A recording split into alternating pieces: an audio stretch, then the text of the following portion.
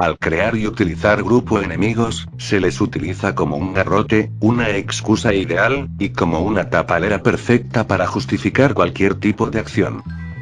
Esta también es una batalla por el poder geoestratégico, librada oficialmente por un país que busca la hegemonía a nivel mundial, en nombre de Occidente y sus intereses imperialistas. No se han detenido para nada, ni siquiera ante las acusaciones de la Corte Penal Internacional y la indignación del mundo entero. Atacan a través de los medios de comunicación a los países donde las protestas de la sociedad civil son particularmente fuertes. Es decir, utilizan la trampa probada y comprobada del victimismo, para continuar impávidos su bárbara agenda. La palanca principal de la operación es la demonización sistemática del enemigo a abatir, con el fin de prevenir el terror y la muerte que esta organización querría supuestamente infligir al país X, y a los otros países civilizados de Occidente. Somos Millennium Televisión, con el vídeo. La humanidad. Ante el exterminio.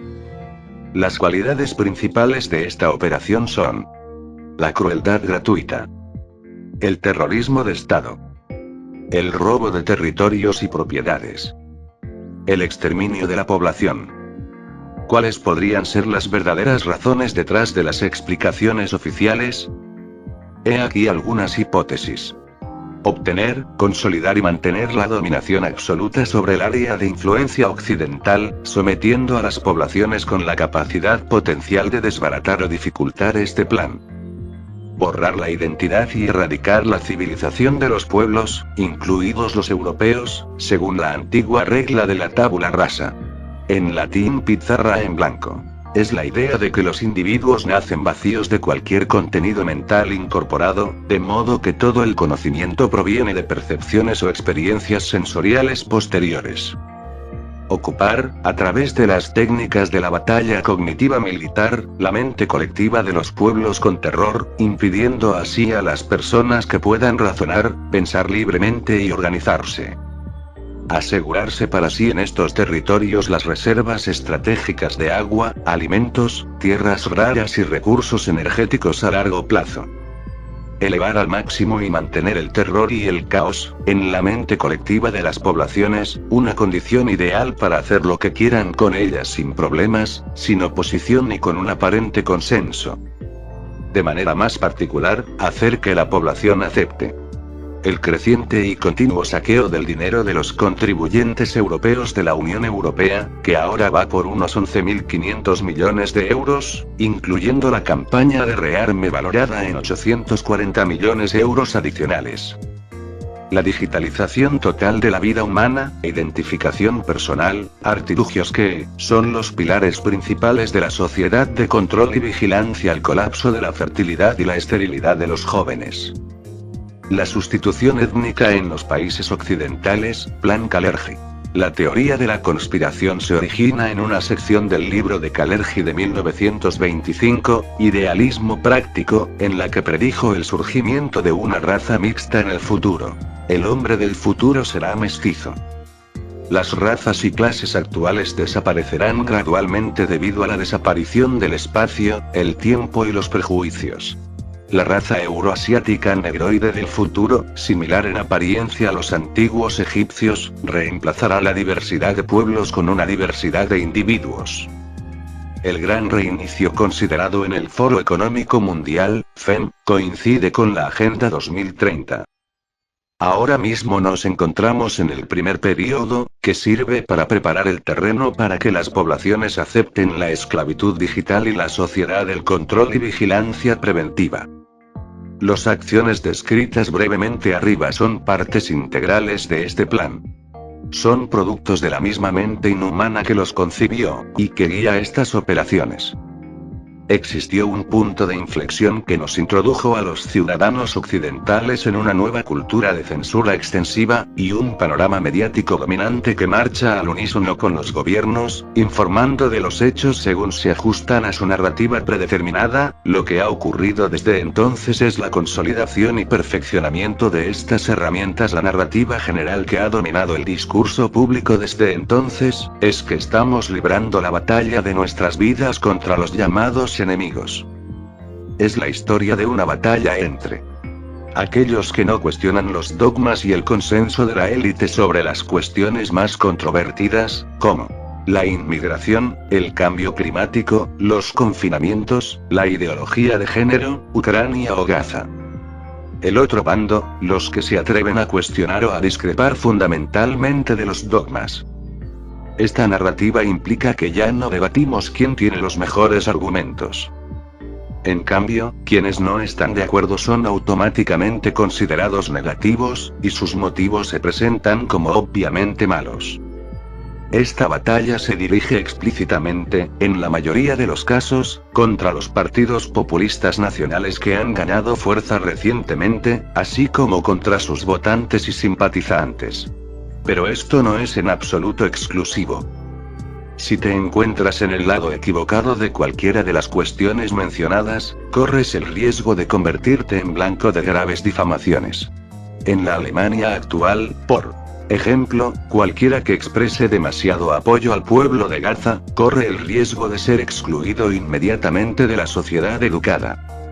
No cabe duda de que muchos políticos, periodistas y otras figuras públicas creen firmemente en el discurso que promueven.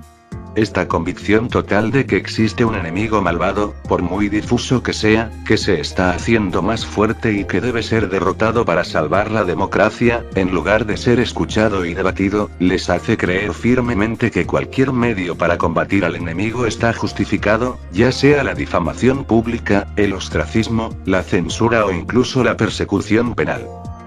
Lo más fascinante y aterrador es que todo esto se está haciendo en nombre de la salvación de la democracia, cuando en realidad se trata de un programa paso a paso para desmantelar todos los elementos clave de lo que una vez conocimos como democracia occidental. La invención de la desinformación y del discurso del odio. La forma en que se lleva a cabo esta lucha por la democracia, es a través de la lucha contra lo que se ha dado en llamar discurso del odio, y de la campaña para eliminar la desinformación.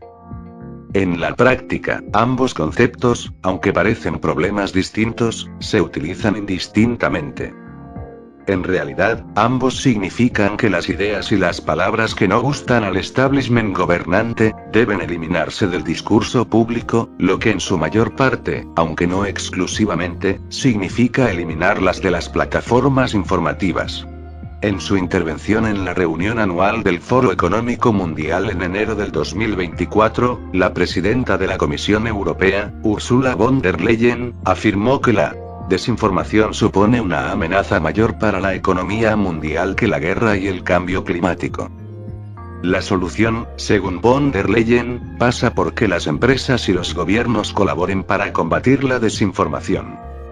En línea con el discurso de von der Leyen, los principales medios de comunicación advierten constantemente a su público sobre los peligros crecientes del discurso del odio y la desinformación, y sobre la necesidad de que los legisladores y las fuerzas del orden tomen medidas decisivas contra ellos.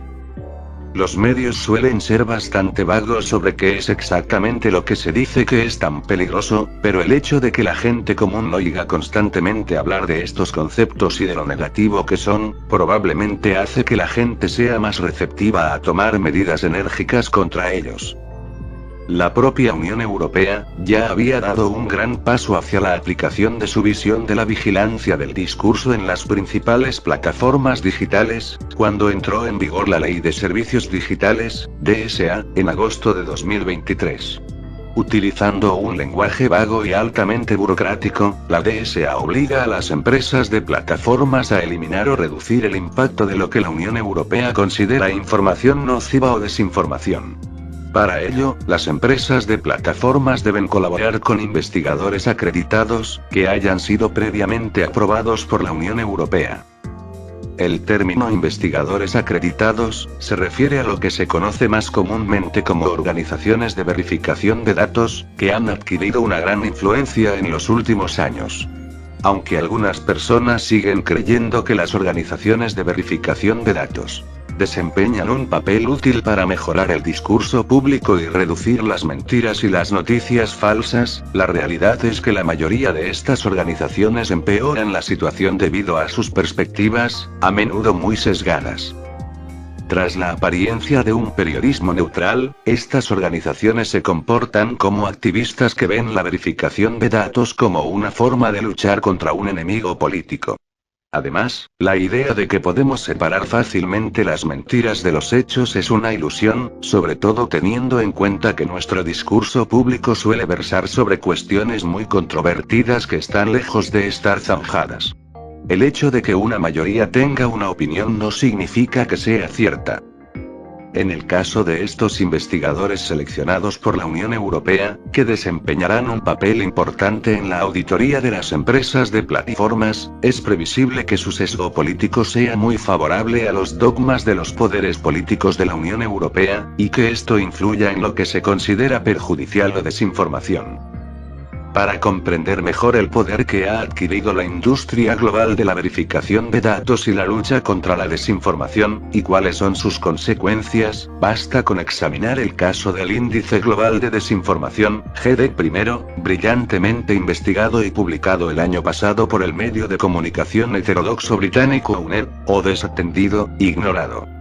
Fundada en 2018, esta empresa británica comenzó con la ambición de desbaratar el modelo de negocio de la desinformación en línea privando de financiación a las publicaciones infractoras. En un principio, definieron la desinformación como contenido deliberadamente falso diseñado para engañar. El GD1 es utilizado por anunciantes de todo el mundo debido a que UNED ha publicado a varios escritores de gran calidad que critican la narrativa dominante sobre la ideología trans. El GD1 consideró que publicaba narrativas anti, y, por lo tanto, difundía desinformación. Lo más interesante es que el GD1 está financiado en parte por el gobierno británico, la Unión Europea, el Ministerio de Asuntos Exteriores alemán, el Departamento de Estado estadounidense. Este ejemplo ilustra las fuerzas y las dinámicas ocultas que actúan cada vez con más fuerza para mantener un debate público dentro de unos parámetros ideológicos estrechos, y castigar a cualquiera que intente romper el consenso aparente. Y, lo que es más importante, los gobiernos occidentales están desempeñando un papel activo al financiar estas actividades. Los gobiernos occidentales también están intensificando sus esfuerzos directos para criminalizar lo que consideran discurso de odio o delitos de odio. En Escocia, recientemente ha entrado en vigor la nueva ley de delitos de odio y orden público. El gobierno irlandés tiene en proyecto su propia ley contra el discurso de odio. El problema de todos estos esfuerzos es que, aunque pretenden castigar la intolerancia claramente definida, en realidad estas leyes no clarifican lo que constituye el odio, y la ley se convierte en una herramienta fácil contra cualquiera que no esté de acuerdo con el establishment gobernante.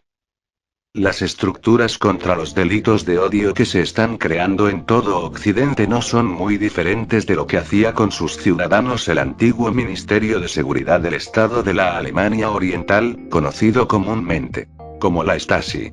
En todas partes, el Estado, la policía y sus ONG aliadas están elaborando listas de personas que han dicho cosas supuestamente antifeministas, racistas, anti.